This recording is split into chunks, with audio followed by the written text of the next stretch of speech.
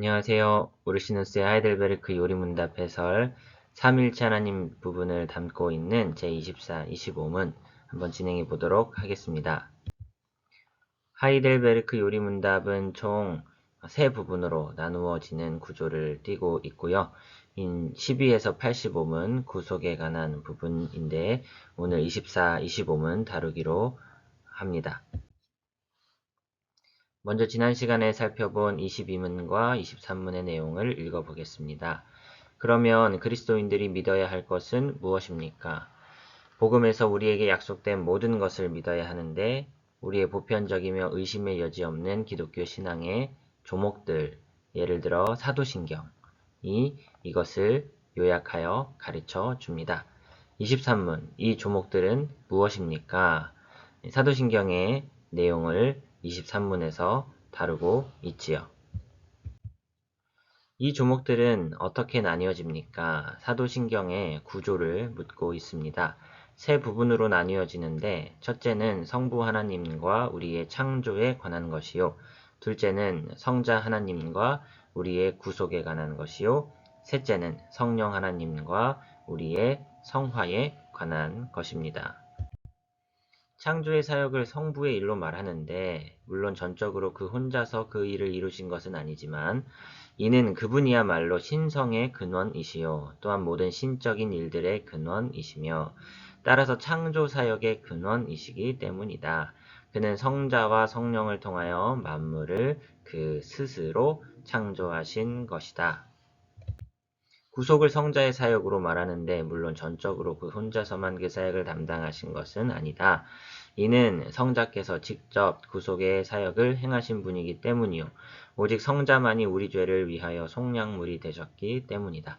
십자가에서 죽으심으로 우리를 값주고 사신 것은 성부나 성령이 아니라 성자이셨던 것이다.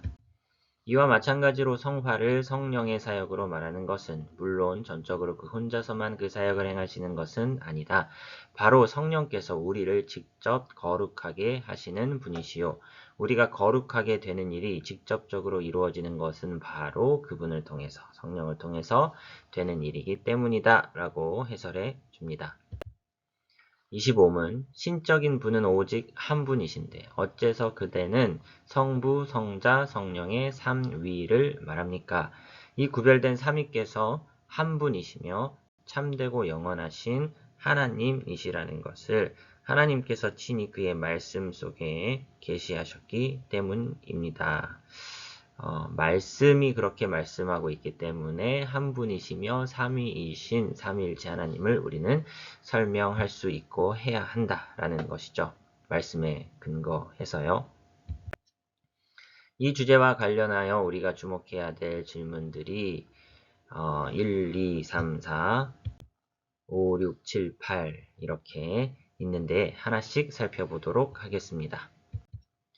하나님이 계시다는 것은 어디에서 입증되는가? 자연의 어느 곳이나 볼 수 있는 질서와 조화를 통해 뭔가 원인을 갖고 있는 이성적 본성의 존재를 생각해 볼 때에 정당한 일들과 정당치 못한 일들 사이의 차이 등 우리에게 자연스러운 일반적인 원칙에 대한 생각들이나 개념들 그리고 신이 존재하는 것을 우리 모두가 지각하여 알고 있다. 아무리 야만적이고 교양이 없는 민족도 뭔가 종교의 관념과 체계가 다 있는데 이는 신에 대한 믿음이 있다는 증거이다.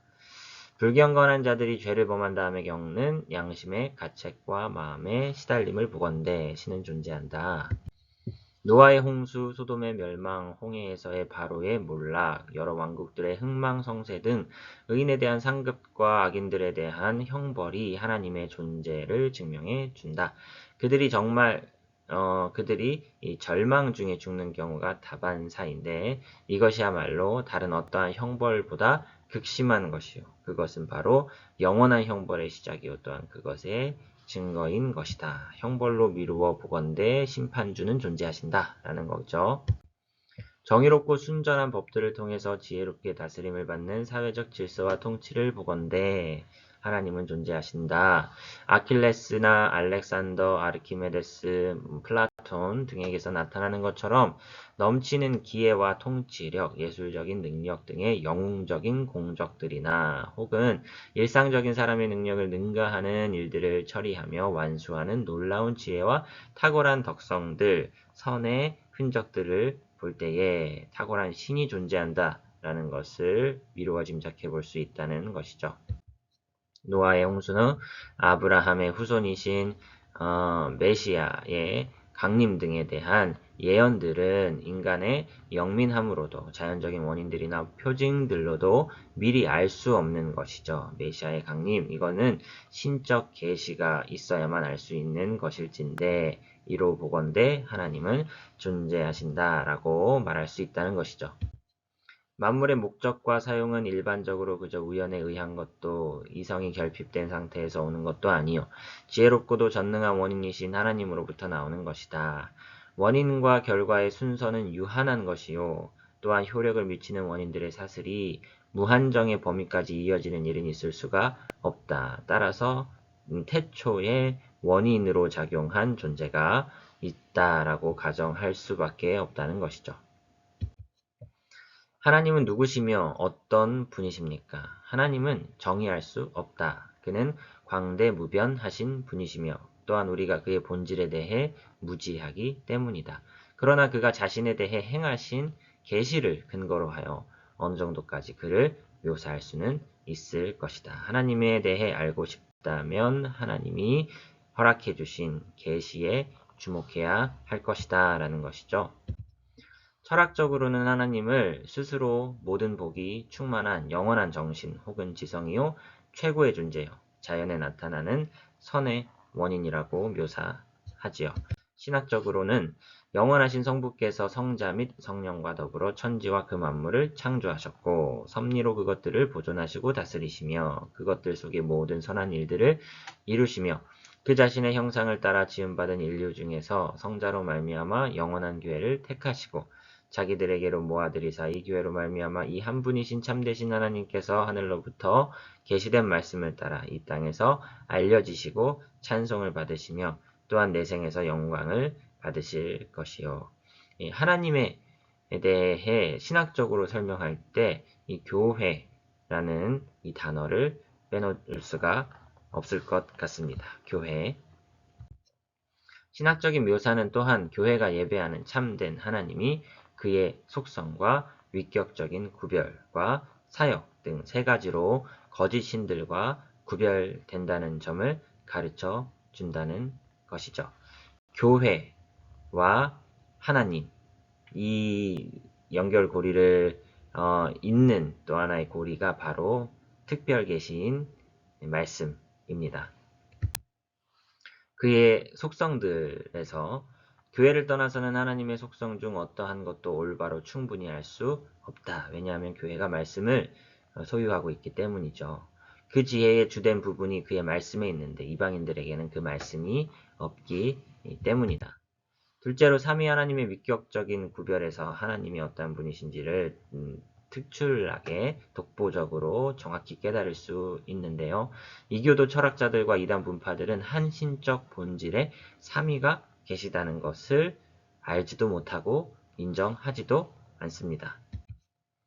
셋째로 그의 사역들에서 교회 바깥에 있는 자들은 만물의 창조와 운행에 대하여 바른 지식이 없고 성자와 성령을 통한 구속과 성화의 사역에 대해서는 더더욱 올바른 지식이 없다. 하나님의 말씀이 교회에게 계시하는 바 하나님에 대한 지식은 이교도들이 본성의 빛에 의존하여 얻는 지식과는 다른 것이다 라고 말씀의 중요성을 강조하고 있습니다. 말씀을 통해서만 하나님의 본질을 알 수 있다는 것이죠. 교회가 제시하는 하나님의 묘사에 대한 간략한 설명을 들여다보겠습니다. 하나님은 하나의 본질이시다. 즉 다른 어느 것에게서 비롯되거나 다른 어느 것에 의존하지 않고 스스로 홀로 존재하며 또한 다른 모든 것의 존재의 원인이 되는 존재이시다. 이 때문에 하나님이 나는 스스로 있는 자이다 라는 출애굽기 3장에 스스로 있는 자라는 표현을 히브리어로 이렇게 축약을 해보면 여호와라고 하는 단어로 축약될 수 있다는 것이죠. 스스로 있는 자. 이는 곧 그가 스스로 존재하시며 그가 다른 모든 것들을 존재하게 하신다는 말과도 같다 할 것이다. 하나님에 대한 간략한 설명 들여다보고 있습니다. 하나님의 속성들이죠. 영적이시다. 그렇죠? 즉 형체가 없으시고 눈에 보이지 않으시며 감각으로 지각할 수 없으며 스스로 존재하시고 다른 모든 것들에게 생명을 주신다. 그러나 이렇게 반론할 수도 있다고 얘기를 하는데요. 그러나 성경은 하나님께 인간의 몸의 여러 기관들을 지니신 것으로 말씀하는 예가 허다하다. 하나님의 손, 하나님의 눈, 하나님의 팔 이런 표현들이 있다는 것이죠. 이에 대해 답변을 하자면 하나님에 대한 그런 표현들은 사람의 표현 방식을 따라 비유적인 의미로 이해해야 할 것입니다. 라고 해설합니다. 또한 그러나 사람이 하나님의 형상대로 지음받았다고 말씀하니 결국 하나님은 형상이 있는 것 아니겠습니까? 사람이 하나님의 형상대로 지음받았죠. 그러나 그 하나님의 형상은 육체나 모양이 있는 것이 아니라 영혼의 본질과 영혼의 능력과 순전한 모습에 있는 것이다. 이렇게 해설을 합니다. 영원하신 하나님, 모든 피조물과 구별되시는 하나님. 하나님은 자연 그 자체도 아니시고 물질도 아니시며 형체도 자연의 어느 한 부분도 아니시고 모든 만물을 존재케 하신 원인이시다. 반론으로 이런 예가 있습니다. 사도 베드로의 말에 따르면 우리는 신의 성품에 참여한 자들 아닙니까? 우리도 하나님과 비슷한 급 될 수 있지 않겠습니까? 이것은 하나님께서 우리 속에 거하시며 우리가 하나님께 복종한다는 뜻 이상 아무것도 아니다라는 것이죠. 하나님 신의 성품에 참여한다고 한들 하나님께 복종한다는 의미인 것이지 우리가 신급이 된다라고 볼 수는 없다는 것입니다. 스스로 지극히 완전하신 하나님, 그러나 하나님께서 그 자신을 위하여 만물을 지으셨다고도 말씀하지 않습니까? 뭔가 부족한 것이 있으시기 때문에 창조하신 것 아닙니까? 하나님께서 만물을 창조하셨죠. 그러나 이는 스스로 유익을 얻기 위함이 아니라 자기 자신을 피조물들에게 전하기 위함이었다. 피조물들을 위한 일로 해석하고 있는 것 같습니다. 우리는 하나님을 예배할 의무가 있지 않습니까? 예배를 받으셔야 한다는 것은 하나님이 무언가 결핍이 있다는 뜻 아니겠습니까? 이는 우리가 하나님께 드려야 할 마땅한 의무이며 그 결과가 우리에게 유익을 준다라고 해설을 합니다. 불변하신 하나님, 그러나 하나님께서 자신이 행한 일들에 대해 후회하신다는 감정의 변화와 상심, 이런 말씀들 있지 않습니까? 그것은 비유적인 표현들이다 라고 설명합니다. 그러나 하나님은 그의 교훈들과 일들을 바꾸기도 하시지 않나요?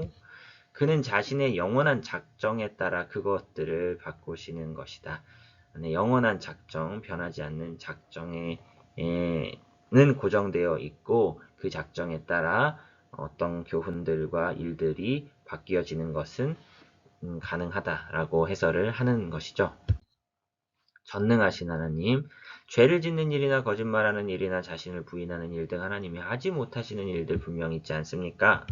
그러나 그런 것들은 연약함과 불완전함의 증거일 뿐 그걸 못한다고 하나님을 무시할 수는 없는 것이죠.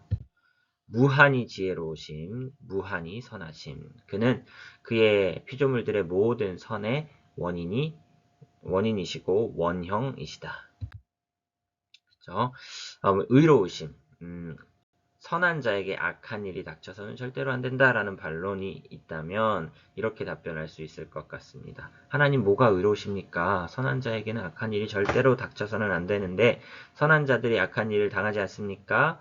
완전히 선한 자의 경우에는 악한 일이 발생하면 안 되겠지만 금생에서 어느 누구도 그렇게 완전히 선한 자, 악한 일을 조금도 당해서는 안 될 그런 의의는 없다는 것이죠.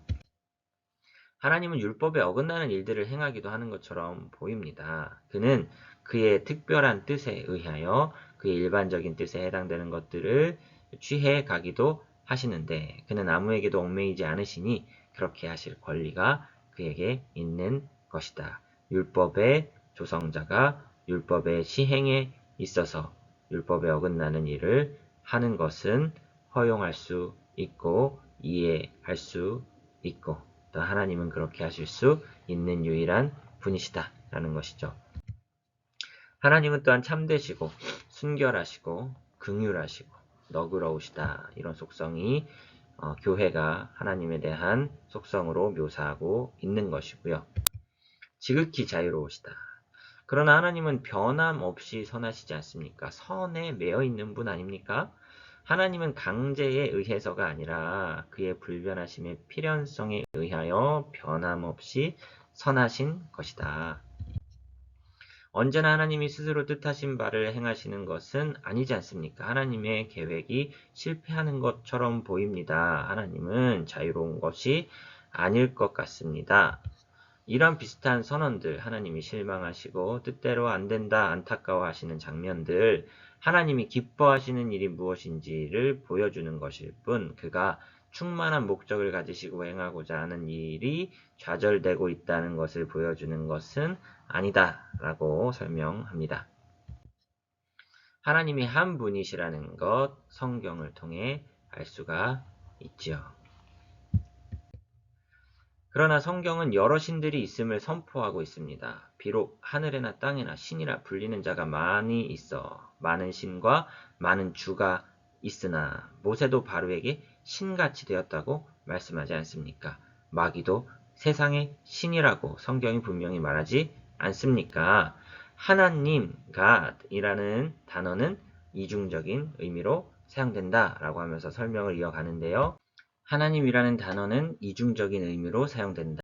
때로는 그것이 본성에 의해서 하나님이시며 또한 아무에게서 그 존재가 비롯되지 않고 스스로 홀로 존재하시는 그분을 뜻하기도 한다. 그러한 존재, 바로 살아계시고 참되신 하나님이시다. 그런가 하면 그 단어가 위엄과 직분에서 뭔가 그 참되신 하나님을 닮은 점이 있는 존재들을 하나님이라고 지칭하기도 한다는 것이죠. 다음과 같은 자들이 그런 존재들이다. 통치자들과 재판관들, 이들은 그들의 위엄과 그들이 하나님의 이름으로 담당하는 직분으로 인하여 신이라 불린다. 천사들도 신들이라 불리는데 이는 그들의 본성과 능력과 지혜의 위엄과 탁월함 때문이며 하나님께서 지정해 주신 그들의 직분 때문이기도 하다. 마귀를 가리켜 이 세상의 신들이 신이라 부르는데 이는 그가 하나님의 의로우신 판단에 따라 사람들과 기타 피조물들 위에 큰 권세를 갖고 있기 때문이다. 특정한 사물들과 피조물들을 신들로 여기고 경배하는 자들의 생각에는 많은 것들이 신들이지요. 그리하여 우상도 신으로 불리고 있다. 그러나 여기서 우리가 문제 삼는 분, 주목하는 신은 바로 참되신 하나님이시다. 그런 하나님은 오직 한 분 밖에는 없는 것이다. 네. 4번 본질, 위격, 그리고 삼위일체 등의 용어는 무슨 의미이며 어떤 점에서 서로 다른가? 강의의 후반부가 되겠습니다. 본질은 헬라어로는 우시아인데 이는 그 자체로서 존재하는 다른 어떤 것의 도움으로 지탱되는 것이 아닌 그러나 다른 것들이 공유할 수 있는 하나의 사물을 의미한다. 이렇게 정의하고 있고요. 사람의 본질은 이제 공유적이며 여러 사람들에게 공통적이다. 하나님의 본질을 가리켜 공유적이라 할 수 있으나 이는 다만 신성 혹은 하나님의 본성이 신격의 삼위에게서 모두 동일하고 완전하기 때문에 삼위라는 위격 안에서 하나님의 신성은 공유가 된다. 그래서 이 삼위 하나님의 본질은 같다. 이렇게 설명하고자 하는 것이죠. 위격, 이 격, 삼위 할 때 그 위격이란 이 실제하는 것으로 개별적이며 살아있고 지성적이며 비공유적이다. 이 본질은 공유적이나 위격은 비공유적이다. 이 개별적이라는 것이죠. 또한 이것은 다른 것 속에서 지탱되거나 다른 것의 일부가 아니다. 이 한번 조금 설명을 해보도록 하겠습니다. 비공유적이라는 것은 삼위 안에서 공유가 가능한 하나님의 본질과는 달리 위격은 각자 개별적이며 독특한 것으로 공유가 불가능한 것으로 정의합니다. 사람의 영혼도 그 자체로 실제하며 지성적이며 다른 것에 의해서 지탱되지 않으나 그럼에도 불구하고 그것은 위격이 아니다. 왜냐하면 실제하는 또 다른 개체의 일부분이기 때문이다. 그렇기 때문에 하나님의 위격을 설명할 때는 다른 개체의 일부가 아니다 라는 정의가 필요하다라고 말을 하는데요. 네, 이 부분 조금 위격, 본질, 위격 조금 더 설명해 보도록 하겠습니다. 본질이라는 용어는 영원하신 성부, 성자, 성령께서 절대적으로 그들 자신 속에 계신 것으로 간주되고 또한 그렇게 선포되는 그것으로서 세 분에게 공통되는 것을 의미한다. 그러나 위격들이나 신격의 삼위를 각기 개별적이며 관계적으로 생각하고 선포하는 것이요.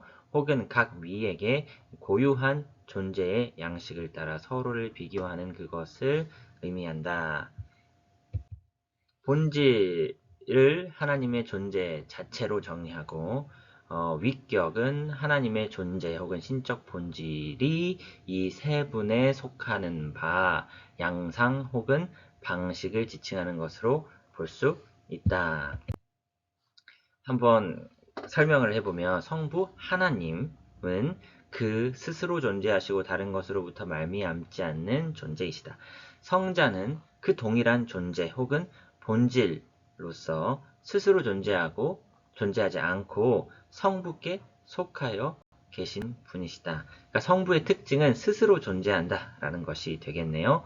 성령도 마찬가지로 동일한 존재이시지만 스스로 존재하지 않고 성자처럼 스스로 존재하지 않습니다. 성부만이 스스로 존재한다라고 정의하고 성부와 성자께 속하여 계신 분 성령이시다. 그러므로 신격의 삼위들의 존재 혹은 신적 본질은 하나요? 동일하다. 동일한 신적 본질을 가지신 삼위 세 분이 각기 스스로 계시거나 혹은 나시거나 출생하시거나 또는 나오신다 라고 하는데 그쵸?